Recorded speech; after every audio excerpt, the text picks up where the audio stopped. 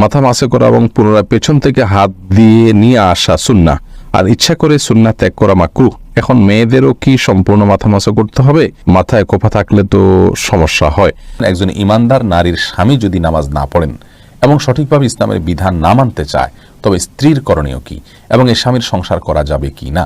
সিজদার সময় হাত কোথায় রাখা সঠিক? কবরবাসীকে সালাম দিলে তারা কি শুনেন এবং উত্তর দেন? রুকু থেকে সোজা হয়ে দাঁড়িয়ে রব্বানা আলাকাল হামদ বলবো নাকি রব্বানা ওয়ালাকাল হামদ বলবো? স্বামী মারা গেলে মেয়েদের সাদা শাড়ি পরা কি জায়েজ? তাসবিহ দানা দিয়ে তসবিহ করা কি বেদাত? সাজদায়ে সাহু এর নিয়ম কি? কবিরা গুনাহ কি মাফ হয়? রাতে দরজা জানালা খুলে ঘুমানো যাবে কিনা? অতীতে অনেক বছরের না আদায় করা নামাজ ও রোজার ব্যাপারে করণীয় কোরআন আলোকে জানাবেন। জি, তাহলে চলে যাচ্ছি আমরা সরাসরি প্রশ্নোত্তরে। আব্দুল কায়েস চৌধুরী জানতে চেয়েছেন কিভাবে পূর্বের গীবত, অন্যের হক নষ্ট করার শাস্তি থেকে রক্ষা করতে পারি। বেশি বেশি আমল করবেন, আল্লাহ তাআলার কাছে যত বেশি প্রিয় পাত্র হওয়ার চেষ্টা করবেন, যত বেশি তাকওয়ার চর্চা করবেন, যত বেশি গুনাহের মুক্ত থাকার চেষ্টা করবেন। অন্যের হকগুলো আল্লাহ সুবহানাহু ওয়া তাআলা আপনাকে কিয়ামতের দিন তার কাছ থেকে আপনার মাপ পাইয়ে দিবেন। আল্লাহ তাকে কন্ডিশন দিয়ে আপনার জন্য মাপ আদায় করে নেবে যদি আল্লাহকে আপনি সন্তুষ্ট করতে পারেন। বিধায় সেজন্য তওবা নাসুহা করে এখন আর নতুন করে সেই গুনাহ না করে ভালো কাজের দিকে মনোনিবেশ করুন। আর যাদের গীবত করেছেন তাদের জন্য আল্লাহর কাছে ক্ষমা প্রার্থনা করুন। জান্নাত জাহান প্রশ্ন করেছেন, সন্ধ্যায় ঘরে বাতি জ্বালাতে হয়, এটা কি ইসলাম কি বলে? বাতি জ্বালাতে হয়, এটা খুব স্বাভাবিক একটি বিষয়। অন্ধকারে থাকতে তো ইসলাম বলে না, তবে শোয়ার সময় বাতি নেভানোর জন্য নবী সাল্লাল্লাহু আলাইহি ওয়াসাল্লাম নির্দেশ করেছেন এবং এটা সুন্নাহ, রাতের সুন্নাহর ভিতরে একটা হলো আপনার বাতি নিভিয়ে তারপরে শোয়া। মোহাম্মদ কাউসার জানতে চেয়েছেন সূরা কাহফের 10 নং আয়াত কখন পড়তে হবে দাজ্জালের ফিতনা থেকে বাঁচার জন্য? এটা সবসময় পড়বেন ভাই কাউসার, কারণ রাসূল করিম সাল্লাল্লাহু আলাইহি ওয়াসাল্লাম বলেছেন দাজ্জালের ফিতনা থেকে বাঁচার জন্য সূরা কাহফের 10 আয়াত যার জানা থাকবে, মুখস্থ থাকবে, ইয়াদ থাকবে, স্মরণ থাকবে, সেই ব্যক্তিকে আল্লাহ দাজ্জালের ফিতনা থেকে বাঁচাবেন। এজন্য দাজ্জালের ফিতনা থেকে বাঁচার জন্য সূরা কাহফের প্রথম 10টি আয়াত অন্তত মুখস্থ প্রত্যেক মুসলমানের থাকা উচিত, তার অর্থ বোঝা উচিত এবং সবসময় এটা পাঠ করা উচিত। শেষ মুহূর্তে যখন দাজ্জাল আসবে ওই সময়ে এটা যদি কারণ মুখস্থ থাকে সেটা কাজে লাগবে। অতএব কখন আসে আমরা তো কেউই চূড়ান্তভাবে বলতে পারে না, এই জন্য মুসলমানের উচিত এগুলো মুখস্থ রাখা। শামীম উজ্জামান আপনি জানতে চেয়েছেন অতীতে অনেক বছরের না আদায় করা নামাজ ও রোজার ব্যাপারে করণীয় কোরআন আলোকে জানাবেন। অনেক বছর অতীতে আপনি নামাজ রোজা রাখেননি, সেটা এখন যদি আপনার কাউন্ট করতে পারেন নির্দিষ্ট করে তাহলে তো ভালো, আর না হলে অনুমান করে একটা ফিগার ঠিক করে এরপর আপনি এখন থেকে শুরু করবেন সেই সালাদগুলোকে, সেই সিয়ামগুলোকে কাজা করার। ওমরি কাজা বলতে কোনো নামাজ নাই, এরকম একটি কথা আমরা অনেকে শুনে থাকবো। আসলে এভাবে এই শব্দে এই ভাষ্যে কোরআন হাদিসে নাই। তবে হ্যাঁ, রাসূল করিম সাল্লাল্লাহু আলাইহি ওয়াসাল্লাম কোনো নামাজ ছুটে গেলে সেটাকে পরবর্তীতে পড়ার জন্য বলেছেন। এখন সেটা ভুলে ছুটে যাওয়া হতে পারে, অনেক ওলামা একরাম বলেছেন তিনি শুধু ভুলে ছুটে যাওয়ার কথা বলেছেন, কিন্তু বিভিন্ন হাদিসের ভাষ্য থেকে বোঝা যায় যে কিছু কিছু তো আছে যেখান থেকে বোঝা যায় যে ভুলে ছুটে যাওয়ার কথা বলেছেন নবী আলাইহিস সালাম, কিছু কিছু আছে যেখানে বাদ পড়া সালাতের কথা বলেছেন, সেটা ভুলে টুলে কোনো স্পষ্ট করে বলা নাই, তার মানে ব্যাপকভাবে। আর এই জন্য ইসলামের ইতিহাসের অনেক বড় বড় মনীষীগণ, ইমাম ইবনে তাইমিয়া রাহিমাহুল্লাহ সহ অনেক বড় বড় মনীষীগণও বলেছেন যে সমস্ত সালাত ছুটে গেছে সেগুলো কাজা করার কথা।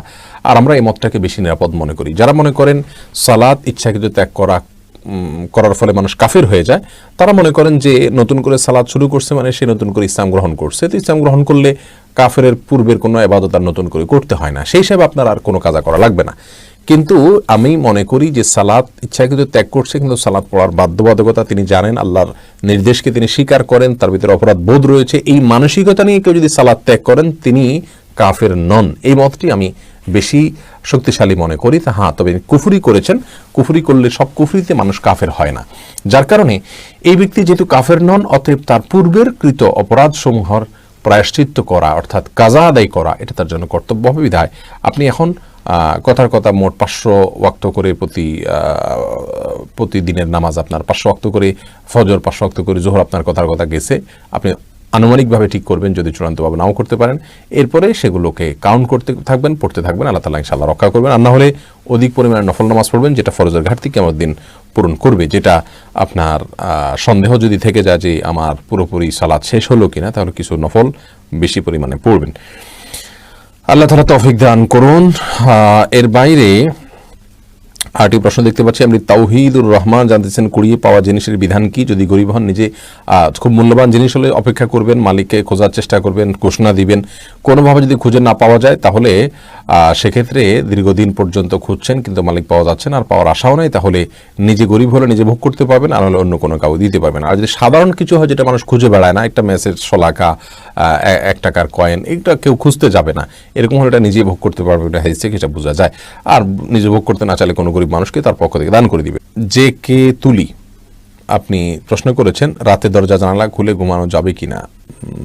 সরাসরি কোরআন হাদিসে নিষেধ আছে বলে আমার জানা নেই, তবে হ্যাঁ দরজা বন্ধ করে ঘুমানো নিষেধ, দরজা বন্ধ করতে বলা আছে। মহিন খান জানতে চেয়েছেন জাইতুনের তেল পায়ে দেওয়া যাবে কিনা? যাবে, কোনো অসুবিধা নেই, কোরআন হাদিসে কোথাও নিষেধ করা হয়নি। উম্মে উর্মি জানতে চেয়েছেন বাচ্চারা অতিরিক্ত দুষ্টামি করলে তাকে কি দোয়া করতে হয়? আল্লাহর কাছে সূরা ফুরকান আয়াত নম্বর ৭৪ শেষ অংশ দোয়া করবেন বেশি বেশি করে, আল্লাহ তাআলা তাকে যেন ভালো করেন, মুত্তাকিদের ইমাম বানান, সেই সাথে সাধারণভাবে দোয়া করবেন ইনশাআল্লাহ। সুজন মাহমুদ জানতে চেয়েছেন সিজদার সময় হাত কোথায় রাখা সঠিক? সিজদার সময় আপনি হাতকে উরু থেকে আপনার থেকে আপনার পায়ের যে গিরাটা সেখান থেকে আপনি অন্তত এক হাত বা তার একটু বেশি নেবেন, যাতে করে স্বাভাবিকভাবে আপনি হাত রাখতে পারেন এবং আপনার পেটের নিচ দিয়ে একটা ছোট বাচ্চা আসা যাওয়া করার মতো, অর্থাৎ ছাগলের বাচ্চা টাচ্ছা অথবা এই জাতীয় কোনো ছোট বাচ্চা টাচ্ছা আসা যাওয়ার মতো জায়গা থাকে এরকম দূরে রাখবেন, একদম কাছেও থাকবেন না জড়সড়ভাবে, আবার অতি দূরেও যাবেন না, আর 2 হাতের মাঝামাঝি আপনি মাথা রাখবেন। এরপরে শন ইবনে ইসলাম জানতে চেয়েছেন চুল কাটার বিধান কি? চারিদিকে সমান করে কাটা কি সুন্নাহ আদায় হবে? চারিদিকে সমান করে কাটলে এটা জায়েজ হবে, তবে লম্বা করে রাখা হলো সুন্নাহ। আর এবড়ো তেবড়ো করে কোথাও বড় কোথাও ছোট করে রাখা গুনাহের কাজ, হাদিসে স্পষ্ট নিষেধ আছে। তানিম সুলতানা জানতেছেন মহিলার পিরিয়ড অবস্থায় নবীর জন্য দুরূদ পড়তে পারে কিনা? পারবে। যে শিমুল জানতেছেন জামা পড়া অবস্থায় পুরুষেরা কি নাভির নিচে প্যান্ট পরতে পারবে কিনা? নাভির নিচে প্যান্ট পরতে পারবে যদি উপরে জামা থাকে, কোনো অসুবিধা নেই। টিপু সুলতান জানতে চেয়েছেন কবিরা গুনাহ কি মাফ হয়?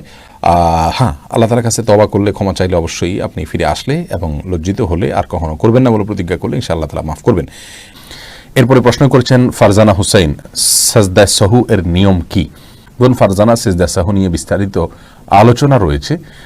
সিজদা সাহুর ক্ষেত্রে আমাদের দেশে ওলামা একরাম যেভাবে সিজদা সাহুর কথা বলে থাকেন, অর্থাৎ হানাফি মাযহাবের ওলামা একরাম যেই দৃষ্টিভঙ্গিতে সিজদা সাহুর ক্ষেত্রে যে দৃষ্টিভঙ্গি রাখেন সেটা হলো যে আমাদের যদি কোনো ওয়াজিব তরক হয় অথবা সিজদা সাহু দেওয়ার মতো কোনো বিষয় হয় তাহলে সেক্ষেত্রে আমরা একদিকে সালাম ফিরিয়ে তারপরে আমরা 2টা সিজদা করে উঠে আবার আত্তাহিয়াতু দুরূদ পড়ে তারপর আমরা সালাম ফেরাবো।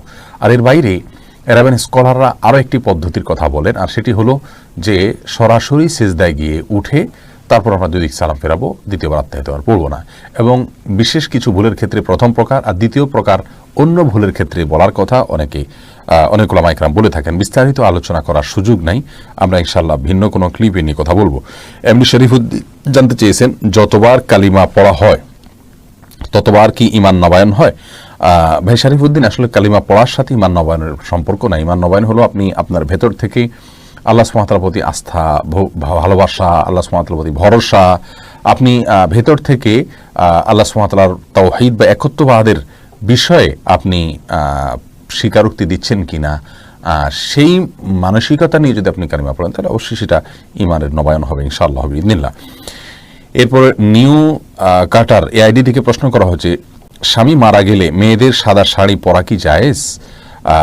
মেয়েদের স্বামী মারা গেলে সাদা শাড়ি আর কালো শাড়ি এরকম কোনো কিছু পরার ক্ষেত্রে ইসলামী শরিয়াত কোনো নির্দেশনা দেয় না।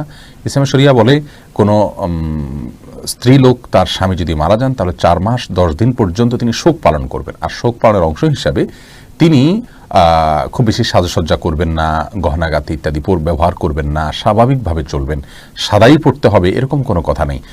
সচরাচর তিনি বেড়াতে গেলে বা কোনো অনুষ্ঠানে গেলে, কোনো মেহমান অতিথি আসলে তখন যে পোশাকগুলো পরেন এরকম কোনো পোশাক পরবেন না, বাস এটাই হলো সবচাইতে গুরুত্বপূর্ণ বিষয়। কিন্তু এর বাইরে তাকে বিশেষ কোনো কালারের কাপড় পরতে হবে, সাদা পরতে হবে এমন কোনো বাধ্যবাধকতা ইসলামী শরীয়তে নেই। এরপরে প্রশ্ন করেছেন মঞ্জুরা পারভিন, আপনি প্রশ্ন করেছেন রুকু থেকে সোজা হয়ে দাঁড়িয়ে রব্বানা আলাকাল হামদ বলবো নাকি রব্বানা ওয়ালাকাল হামদ বলবো? দুইটাই বিশুদ্ধ হাদিস দ্বারা প্রমাণিত, বরং কোনো কোনো বর্ণায় আল্লাহুম্মা রব্বানা আলাকাল হামদ, আল্লাহুম্মা রব্বানা ওয়ালাকাল হামদ এরকমও আছে, যার কারণে আপনি যে কোনোটা পড়েন তাতে আপনার সালাত আদায় হয়ে যাবে, সুন্নাহ আদায় হয়ে যাবে, যেহেতু সবগুলোই হাদিস দ্বারা প্রমাণিত। আর কাসরাতুল মাবানি তাদুল্লু আলা কাসরাতুল মাআনি, এই মূলনীতির আলোকে আপনি রব্বানা ওয়ালাকাল হামদ যদি পড়েন অথবা আল্লাহুম্মা রব্বানা ওয়ালাকাল হামদ যদি পড়েন তাহলে সেটা বেশি ভালো। তানজিনা তাহমিন নিপু আপনি জানতে চেয়েছেন, একজন ইমানদার নারীর স্বামী যদি নামাজ না পড়েন এবং সঠিকভাবে ইসলামের বিধান না মানতে চায় তবে স্ত্রীর করণীয় কি এবং এই স্বামীর সংসার করা যাবে কি না। বোন তানজিনা তাহমিন, আপনাকে বলবো, ইমানদার নারীর স্বামী যদি নামাজ না পড়েন তাহলে তিনি তাকে বোঝাবেন, ভালোবাসা দিয়ে অন্য যে কোনোভাবে তাকে বুঝিয়ে সালাতের পথে আনার চেষ্টা করবেন। যদি কোনোভাবে সেটা করতে না পারেন অন্যকে দিয়ে বোঝাবেন, তিনি যদি এটা করে না সফল না হন অন্যকে দিয়ে বোঝাবেন। একজন স্ত্রী চাইলে স্বামীর কাছ থেকে অনেক কিছু আদায় করতে পারেন, এটাই হলো স্বাভাবিকতা। যদি কখনো এর ব্যতিক্রম হয়, ভিন্ন কিছু হয়, অর্থাৎ স্ত্রী তার স্বামীকে কোনোভাবে ম্যানেজ করতে না পারেন, তার স্বামীকে যদি বোঝাতে না পারেন, তাহলে সেক্ষেত্রে আপনার বিকল্প হবে তার জন্য আল্লাহ সুবহানাহু ওয়া তাআলার কাছে সবর করা, ধৈর্য ধারণ করা। কারণ হলো তার সংশোধনের করে তাকে সংশোধন করে ফেলা এটা স্ত্রীর ক্ষমতার বাইরে। আল্লাহ সুবহানাহু ওয়া তাআলার কাছে হেদায়েত, তিনি হেদায়েতের মালিক। এই স্বামী সংসার করতে পারবেন কিনা আমি আপনাকে বলবো, অবশ্যই সংসার করবেন যদি তিনি ইমানদার হয়ে থাকেন, যদি সালাতের আবশ্যকতাকে তিনি স্বীকার করেন, তিনি যদি সালাতকে নিয়ে তাচ্ছিল্য না করেন, সালাতকে অস্বীকার না করেন, তাহলে সেক্ষেত্রে তার সংসার আপনি করতে পারবেন, কারণ তাকে আমরা কাফের মনে করি না। যদিও অনেক উলামা ইকরাম সালাত ত্যাগকারীকে মানে গণহারে বা পাইকারিভাবে কাফের বলে থাকেন, তাদের মতে আপনার জন্য স্বামীর সংসার করা ঠিক হবে না। এরপরে মাহমুদুল হক ভূঁইয়া আপনি জানতে চেয়েছেন, কবরবাসীকে সালাম দিলে তারা কি শুনেন এবং উত্তর দেন। মাহমুদুল হক ভূঁইয়া, আপনার প্রশ্ন উত্তরে বলবো, কবরবাসীকে সালাম দিবেন আপনি, তবে কবরবাসীরা আমাদের কথা শুনতে পান কি না এ বিষয় নিয়ে ওলামাদের মতপার্থক্য রয়েছে। অনেক ওলামা বলেন যে শুনতে পান না, তাদের দলিল হলো আল্লাহ সুবহানাহু ওয়া তাআলা কোরআন কারীমের মধ্যে বলেছেন, ওমা আনতা বিমুসমিআইন মান ফিল কুবুর, যারা কবরবাসী তাদেরকে আপনি শোনাতে পারবেন না, অর্থাৎ তাদেরকে শোনানোর ক্ষমতা আপনার নাই। আর যারা বলেন যে না ওনারা শুনতে পান, তাদেরও অনেকগুলো দলিল, অনেকগুলো কোরআন হাদিসের সূত্র রয়েছে। রিমাইন্ডুদ্দিন প্রশ্ন করেছেন, রুকু থেকে সোজা হয়ে কতখানি সময় দেরিতে দাঁড়িয়ে থাকতে হয় দয়া করে জানাবেন।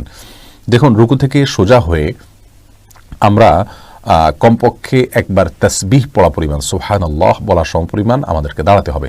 স্বাভাবিকভাবে সুবহানাল্লাহ বলতে যত সময় লাগে, দাঁড়িয়ে সোজা হয়ে কমপক্ষে এতটুকু সময় দাঁড়াতে হবে। আমরা অনেকে মনে করি দাঁড়িয়েই চলে যেতে পারবো না, আমি সোজা হয়ে দাঁড়ানোর পরে অন্তত অপেক্ষা করতে হবে সুবহানাল্লাহ বলতে যে পরিমাণ সময় লাগে কমপক্ষে এতটুকু, এরপরে আপনি সেজদা যাবেন। এরপরে প্রশ্ন দেখতে পাচ্ছি রেজাউল করিম, আপনি প্রশ্ন করেছেন, ইমাম যখন নামাজ শুরু করে দেয় তখন মুক্তাদির কি এ অবস্থায় সানা আউযুবিল্লাহ বিসমিল্লাহ পড়তে হয় কিনা। ভাই রেজাউল করিম, ইমাম যখন সালাত শুরু করে দিবেন তখন আপনাকে আউযুবিল্লাহ বিসমিল্লাহ আপনি পড়বেন না, বরং ইমামের কেরাত আপনি শুনবেন যদি ইমাম তেলাওয়াত শুরু করে দেন তাহলে সেক্ষেত্রে। আর ইমাম যদি কেরাত শুরু না করেন, মাত্র ইমামের সাথে আপনি যোগ দিয়েছেন, তাহলে সেক্ষেত্রে আপনি সুবহানাকাল্লাহ বা দোয়া ইস্তিফতাহ যেগুলো আছে সেগুলো পড়বেন, সালাত শুরুর দোয়া সানা পড়বেন, কিন্তু আউযুবিল্লাহ বিসমিল্লাহ পড়বেন কিনা অনেক বলেছেন পড়বেন না, কারণ আপনার আউযুবিল্লাহ বিসমিল্লাহ এটা মূলত সূরা তেলাওয়াতের অংশ হিসাবে পড়তে হয়। যদি জাহরি সালাত হয়, ইমাম যেহেতু পড়ছেন অতএব আপনি শুনবেন। আর যদি একাকী সালাত হয় তাহলে সেক্ষেত্রে আপনি সূরা ফাতিহা পড়ার শুরুতে আপনার পড়ার প্রয়োজনে আপনি অবশ্যই সূরা ফাতিহার আগে আউযুবিল্লাহ বিসমিল্লাহ পড়বেন।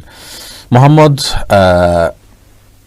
জাহিদুর রহমান, আপনি জানতে চেয়েছেন বেতরের সালাতের কাজার নিয়ম কি। বেতরের সালাত আপনি কাজা করবেন, কাজা করাটা বিধিবদ্ধ।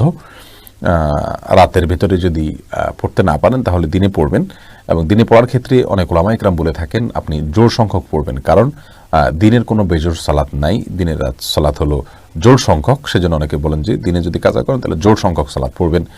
আর আমাদের উলামা ইকরাম বলেন যে না, স্বাভাবিকভাবে আপনি 3 রাকাত অথবা বেজোড় সংখ্যকই পড়বেন, রাতে যেভাবে পড়তেন সেভাবে। মোহাম্মদ আখতার নীরা, আপনি জানতে চেয়েছেন নির্দিষ্ট কাউকে বিয়ের উদ্দেশ্যে কি আল্লাহর কাছে চাওয়া যাবে।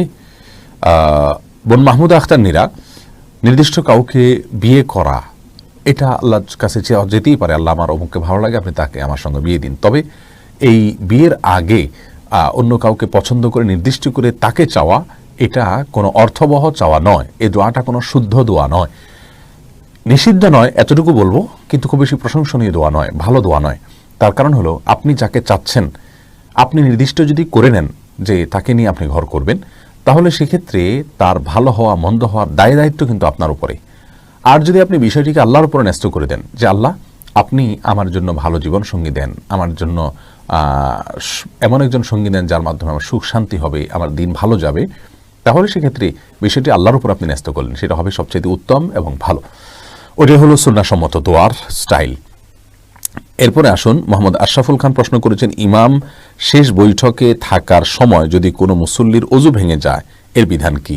ভাই মোহাম্মদ আশরাফুল খান, ইমাম শেষ বৈঠকে থাকার সময় যদি আপনার অজু ভেঙে যায়, এখন যদি ইমাম সালাম ফেরাননি, তাহলে সেক্ষেত্রে আপনি ওই অবস্থায় সালাত ছেড়ে চলে যাবেন, যে আপনি অজু করবেন, অজু করে ফিরে এসে বসে দুরুদ বা আত্তাহিয়াতু পড়ার যদি কোনো অংশ বাকি থেকে থাকে আপনার, তাহলে সেটা পরিপূর্ণ করে এরপর সালাম ফিরাবেন একাকি। ততক্ষণ ইমাম তো সালাম ফিরিয়ে ফেলবেন, আপনি বসে একাকি সালাম ফিরিয়ে ফেলবেন, তাতে আপনার সালাত হয়ে যাবে ইনশাআল্লাহ বিইذনিল্লাহ।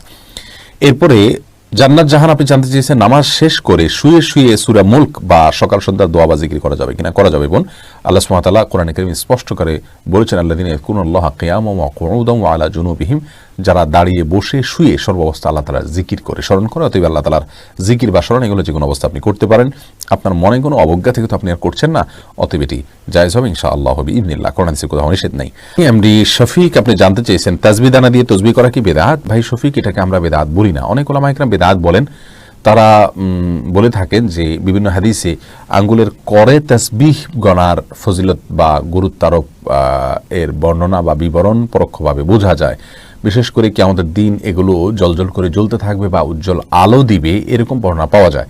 তো তাসবিহ দানা তো এই হাদিসকে অ্যাভয়েড করাই হয়, বিধায় এটাকে অনেকে বিদআত বলে থাকেন। আমরা এটাকে বিদআত এই জন্য বলি না যে তাসবিহ দানা ব্যবহার করাকে আলাদা সুন্নাহ, আলাদা মুস্তাহাব, আলাদা ফজিলতপূর্ণ, আলাদা আমল এরকমটি কেউ মনে করেন বলে আমাদের জানা নেই। যেহেতু এরকমটি কেউ মনে করেন না, তাহলে তাসবিহ দানা ব্যবহার করাকে আমরা বিদআত বলতে পারি না। বরং তাসবিহ দানা বিদআত ব্যবহার করা এটা ওই ব্যক্তির জন্য বিধেয় যে ব্যক্তি 100 বার বা বেশি সংখ্যক তাসবিহর যে সংখ্যাগুলো সেগুলো আঙ্গুলে করে গুনে তিনি মনে রাখতে পারেন না, এরকম যদি হয় তাহলে সেক্ষেত্রে তার জন্য এটা বিধেয়। তবে উত্তম হবে সর্বাবস্থায় আঙ্গুলে করে গণনা করা। তাছাড়া কোনো সালাফ থেকে বিভিন্ন বিচি ইত্যাদিকে তাসবিহর গণনার ক্ষেত্রে ব্যবহার করার কথা বর্ণনা পাওয়া যায়, কিন্তু আঙ্গুলের কর এটার বর্ণনা, এটার তাসবিহ গণনা করার কথা যেহেতু হাদিস থেকে পাওয়া যায় সরাসরি, সেজন্য আমরা সেটাকে অগ্রাধিকার দেওয়াটাই উত্তম হবে, কিন্তু আমরা ওইটাকে বিদআত বলবো না। তবে হ্যাঁ, তাসবিহ ব্যবহারকে আলাদা একটা ইবাদত বা সওয়াব বা ওইটাতে গুনলে সওয়াব হবে বা ওইটাতে গোনা উত্তম বা ওইটাতে গণনা করা নিয়ম, এরকম যদি কেউ মনে করে তাহলে সেটি বিদআত হতে পারে। মাহমুদ হাসান জানতে চেয়েছেন, নবজাতক বাচ্চার মাথার চুল ফেরানোর ব্যাপারে ফতোয়া কি? হ্যাঁ ভাই মাহমুদ হাসান, বিভিন্ন হাদিস দ্বারা প্রমাণ হয় নবজাতক বাচ্চার মাথার চুল এটা ফেরানো সুন্নাহ। যদি তার স্বাস্থ্যগত কোনো সমস্যা না থাকে তাহলে এটা ফেলবেন, কোনো জরুরি কোনো কিছু না, ফেললে ভালো হয়। এবং ফেলার পরে ওই চুল পরিমাণ স্বর্ণ অথবা রূপা আল্লাহর রাহে দান করবেন। রূপা দান করলে 20, 25, 30 টাকার বেশি হয় না সাধারণত, বাচ্চাদের চুলের ওজন অনেক কম হয়। এটা দান করলে ইনশাআল্লাহ বিইذনিল্লাহ আমরা সওয়াব পাবো। এরপরে মাহমুদ শাওন আপনি জানতে চেয়েছেন, নিজেকে হিংসামুক্ত রাখার উপায় ও দোয়া নিয়ে কি আমল আছে? হিংসামুক্ত রাখার অনেকগুলো উপায়ের ভিতরে একটা হলো আল্লাহ সুবহানাহু ওয়া তাআলার প্রতি ঈমানকে মজবুত করা। মানুষ হিংসা করে অন্যের প্রতি যখনই আল্লাহ সুবহানাহু ওয়া তাআলার ফয়সালায় ওই ব্যক্তি কল্যাণ লাভ করেছেন এটি তিনি ভালো করে রপ্ত করতে না পারেন, তখনই তার প্রতি হিংসা হয়। আর আমার নসিবে যা আসবে তা কেউ খণ্ডাতে পারবে না, আর যেটা আসবে না সেটা কেউ দিতে পারবে না, এটিও আমরা ভালো করে রপ্ত না করতে পারার কারণে হিংসা হয় অন্যের প্রতি। আর তৃতীয়ত আল্লাহ তাআলার ফয়সালা, আল্লাহ তাআলার দান, সেটাতে আমরা সন্তুষ্ট হওয়া, এটা ঈমানের জন্য গুরুত্বপূর্ণ একটি বিষয়। এটা আমাদের না থাকার কারণেও কিন্তু আমাদের মধ্যে হিংসা দেখা দেয়। এই বিষয়গুলো খেয়াল করতে হবে। আর যার প্রতি হিংসা হয় তাকে বরং অতিরিক্ত তার জন্য দোয়া করবেন, তার অগোচরে দেখবেন তার প্রতি আপনার হিংসাটা কেটে যাবে। তার জন্য আরও বেশি কল্যাণ আপনার কাছে আল্লাহর কাছে চাইবেন, মনের বিরুদ্ধে গিয়ে আপনি একটু নিজের বিরুদ্ধে যুদ্ধ করে হলেও এটা করবেন, ইনশাআল্লাহ হিংসা কমে যাবে। আল্লাহ তাআলা রহম করুন আমাদেরকে। এমডি সজীব খান জানতে চেয়েছেন, নামাজে আরবি নিয়ত না করে বাংলা নিয়ত করলে কি কোনো সমস্যা হবে না? তো ভাই সজীব, নিয়ত তো অন্তরের বিষয়, ইচ্ছা করা, সেখানে মুখে কোনো কিছু উচ্চারণ করা এটা সালাতের জন্য কোনো জরুরি কোনো বিষয় নয়, সুন্নাহ বা আবশ্যক কোনো বিষয় নয়। অনেক উলামা কেরাম এটাকে মুস্তাহাব বলেছেন, কিন্তু কোরআন হাদিসের কোথাও সালাত শুরু করার আগে মুখ থেকে কোনো কিছু উল্লেখ করে নিজের ইচ্ছার বিষয়টিকে জানান দেওয়া এরকম কোনো বর্ণনা কোনো হাদিস থেকে পাওয়া যায় না। যার কারণে আপনি কি সালাত পড়ছেন মনে মনে আপনি যদি সেই বিষয়টিকে ফিক্স করতে পারেন এবং আপনার যদি নিয়তের বিষয়টা আপনার কাছে ক্লিয়ার থাকে, তাহলে ইনশাআল্লাহ বিদিনিল্লাহ আপনার সালাত হয়ে যাবে। আপনার মুখ দ্বারা আলাদা কোনো কিছু আপনাকে বলতে হবে না। মাথা মাসে করা এবং পুনরায় পেছন থেকে হাত দিয়ে নিয়ে আসা সুন্নাহ আর ইচ্ছা করে সুন্নাহ ত্যাগ করা মাকরুহ। এখন মেয়েদেরও কি সম্পূর্ণ মাথা মাসা করতে হবে? মাথায় কোফা থাকলে তো সমস্যা হয়। এটা প্রশ্ন করেছেন কাজী মায়া। দেখুন, মাথা মাসের জন্য ভেজা হাতকে এইভাবে দিয়ে পেছনের দিকে টানবেন, এইটুকু ব্যবহার হবে আর এইটুকু অবহেলিত থাকবে, কারণ এভাবে আপনি টানবেন।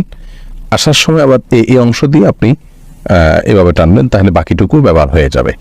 এভাবে করাটা সুন্নাহ।